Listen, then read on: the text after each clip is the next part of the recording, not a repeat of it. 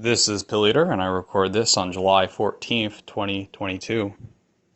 Alright, I haven't done these in a while. This is a morning meditation. I'm here in Daly City. Usually what I should do is record this and then put it on BitChute or Odyssey and YouTube on like the Spinning Top Club or one of my channels where I feel like it doesn't deserve to be on the main Pill Eater channel but a back channel. But in tradition of Ryan Folk, Fringe Elements Alternative Hypothesis, I love doing these recordings, even though my only audience now is Tiger and a few others who stumble upon it. RIP Nodin, or whatever. But it's good to know that some of my other friends are back and whatever. But maybe I'll hold on a second. Maybe I'll continue first of what's been up. So I'm writing a new book. It's due before September the 1st, so it's a big homework assignment. I can't really describe the plot right now or details, but it's wonderful.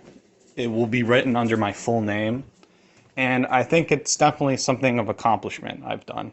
It will be released somewhere in February or March of 2023, so once it is submitted, I sign the papers and somebody else has it. It will probably be my first published work under my real name, so that's what's cool about it.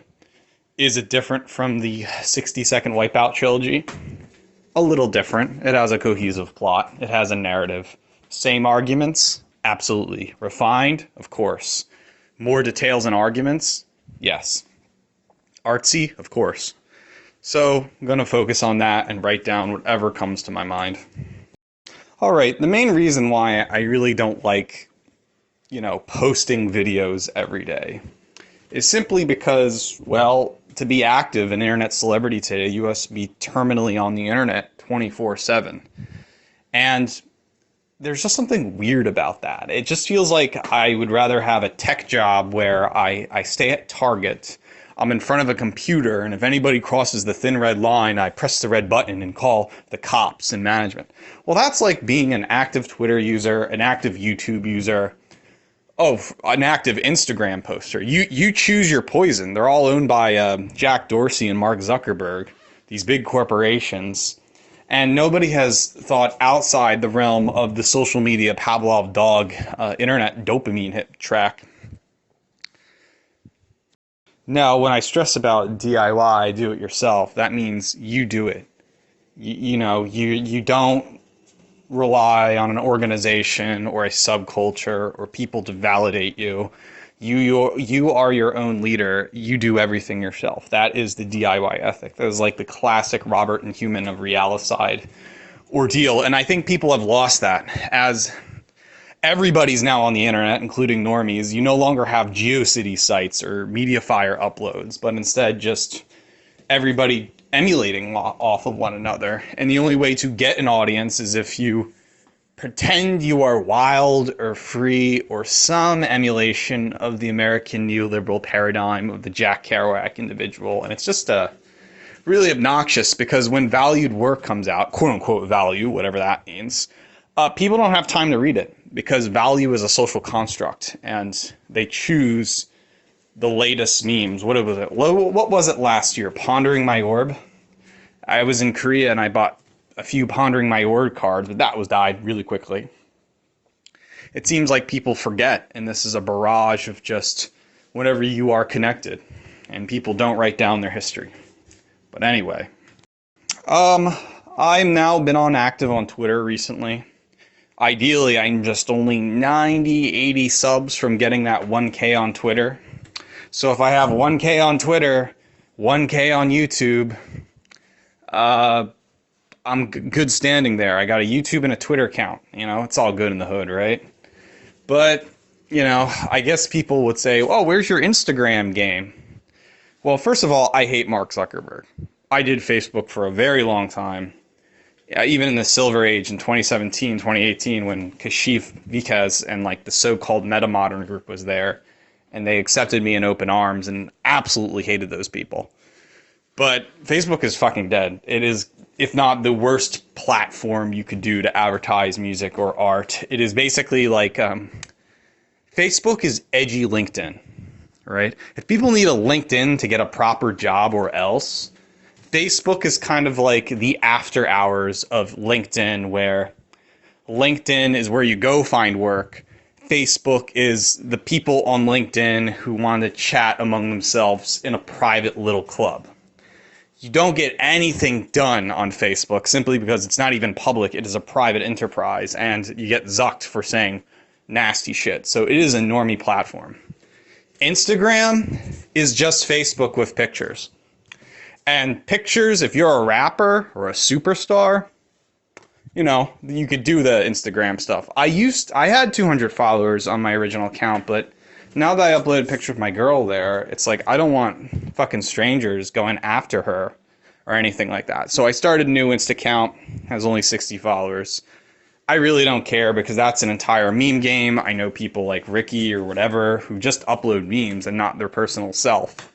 It's only then do they tell them with 2K followers and like 10K posts to like follow their art, and like nobody does because I guess, you know, Instagram to music account, that's like Insane Johnny of Wolf Eyes, who will make music memes and then say, oh, buy the new Wolf Eyes album.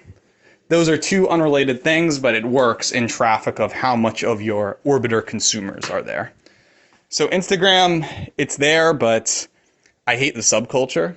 And some of the worst vile people have Instagram. They don't even care about YouTube or Twitter. They conflate Instagram popularity with political YouTube commentary or like witty stand-up Twitter commentary.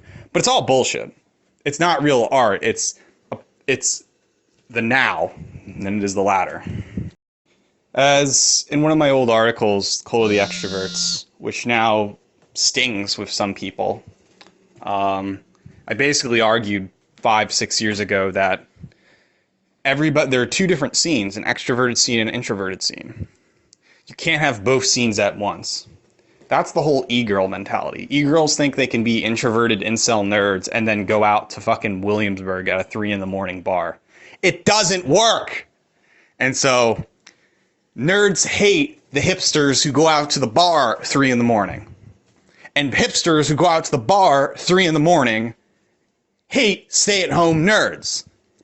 And so I put this, I knew this 5 years ago, because a lot of the self-destruction in white nationalism, Unite the Right, came from fucking extroverted people who gave no shit about the people they were exploiting isolated in Ohio or Iowa or any place like that. And the majority of what happens on the internet are people who are isolated, finding weird shit and studying it on their own. So when I say the cult of the extroverts, I'm talking about this kind of scene where the subculture, basic dickheadigian subculture, that does not care about the intellect, the monk, the academic, the professor. They care about being, you know, Rushvi, going to the bar, date rape galore, what Johnny's doing on Thursday nights, don't even go to bed till 5 a.m. bullshit. It's faggot shit, but that problem is you now have that with social media. It encourages that behavior, and the system loves it. The system absolutely fucking adores it, our neoliberal system. So, I mean, not to name names, but once in a while, you gotta flirt with these extroverted types so they know who you are. And New York City, California, San Francisco, a lot of those idiot types are there. And to be this martyr, this prophet, this Peter figure, you know, representing Jesus Christ, figuratively speaking, you go up to them and you give them books, they can't believe you exist. Queer culture, right?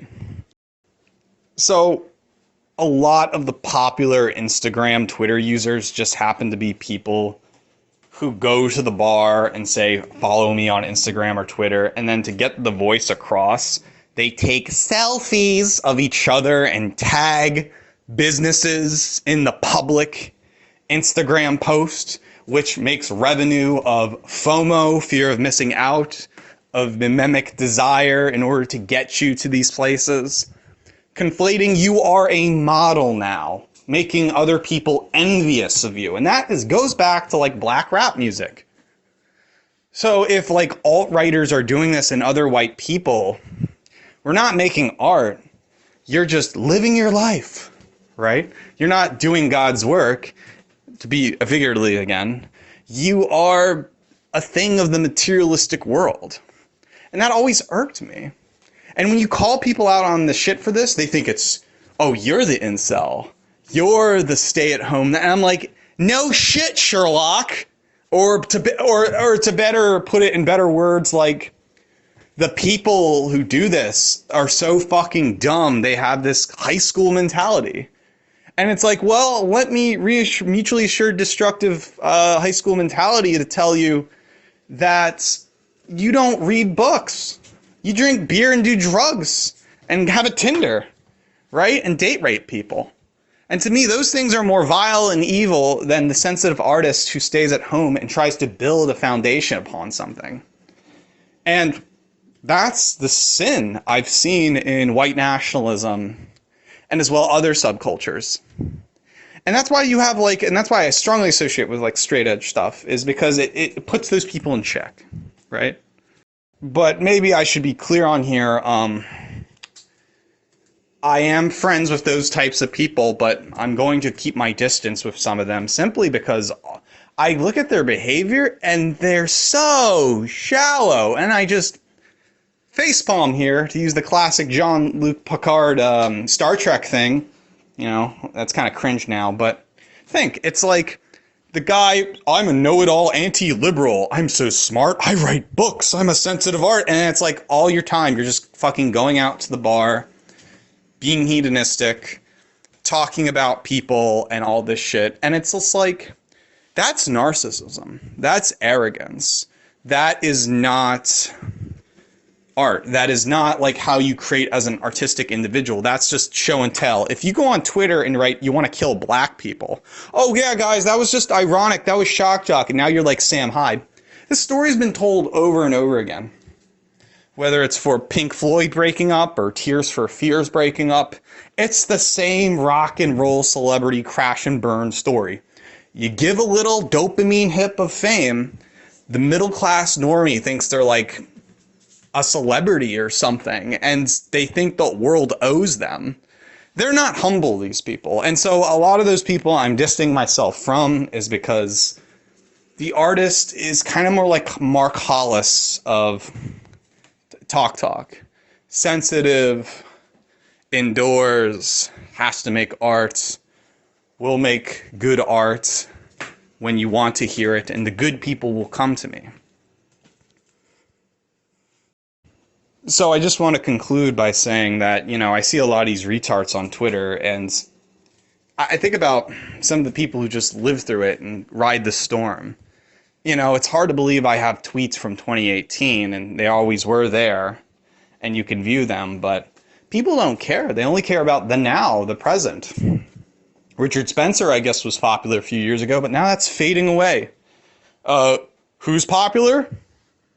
Break the Rules, right? This weird NYC podcast of sorts. Brittany Ventney. Wow, they're cool kids, right? And I've always went against these people. And because they don't make art. They're there for show and tell. Now, you can associate and flirt with those Mark Lombardi circles of sorts. But I want to proselytize people onto my side and listen to my art.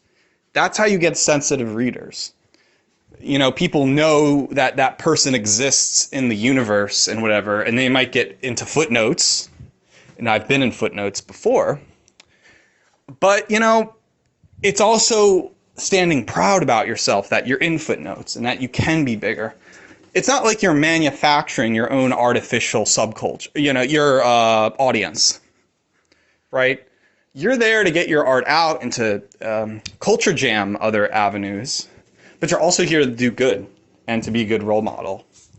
And I can always call out what's right and what's wrong. And, you know, I'm such an honest person that I can objectively call out things which I see objectively and pretty much straight those values I want to see.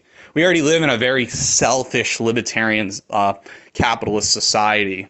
So in return, I want people on the side of this and want them to act upon art in the way they see them. It could intersect with other parties, but ultimately, I can only speak for myself in the art I do. And I'm here to help people, but they don't see that. They don't understand art. I might be Galileo, but still, it's an uphill battle when people don't see what you do.